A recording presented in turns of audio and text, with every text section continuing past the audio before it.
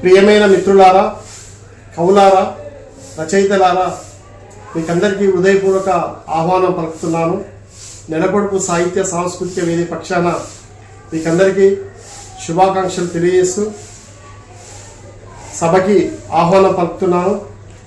ధిక్కార మహాత్మా జ్యోతిబా పూలే స్ఫూర్తి కవిత్వము 156 మంది కవులు రాసినటువంటి బహుజన కవిత్వాన్ని ఈ నెల 8 తారీఖు 2వ శనివారం నాడు హైదరాబాదులో రవీంద్ర భారతి మెయిన్ కాన్ఫరెన్స్ హాల్లో ఈ పుస్తకావిష్కరణ సభ జరుగుతుంది.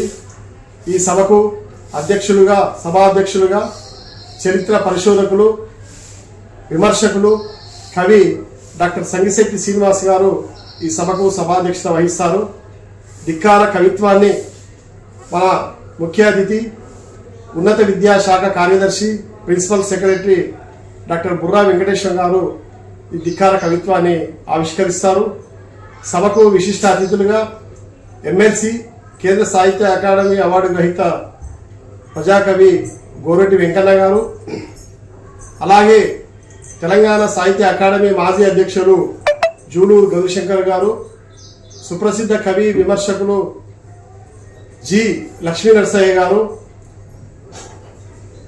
తెలంగాణ భాషా సాంస్కృతిక శాఖ సంచాలకులు తెలంగాణ ప్రభుత్వం డాక్టర్ మామిడి హరికృష్ణ గారు, ప్రముఖ కవి విమర్శకులు బండారు ప్రసాదమూర్తి గారు, అదేవిధంగా విశ్రాంత అధ్యాపకులు కవి రచయిత్రి డాక్టర్ ఏ జయంతి గారు, అలాగనే కేంద్ర సాహిత్య అకాడమీ యువ పురస్కార గ్రహీత కవి విమర్శకులు డాక్టర్ పసులూరు రవీందర్ గారు సభలో ప్రసంగిస్తారు.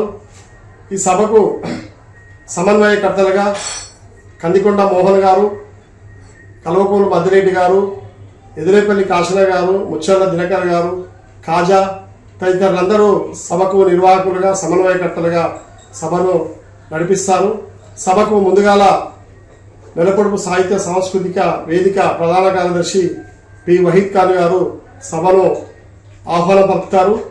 కనుక ధిక్కార కవిత్వ పుస్తకావిష్కరణ సభకి కవులు, బంధువులు, మిత్రులందరూ కూడా హాజరై ధిక్కార మహాత్మా జ్యోతిబా పూలే స్ఫూర్తి కవిత్వాన్ని ఆవిష్కరించడానికి సభకు అందరూ రావాల్సిందిగా నెలకొడుపు సాహిత్య సాంస్కృతిక వేదిక పక్షాన ఆహ్వానం పలుకుతున్నాను.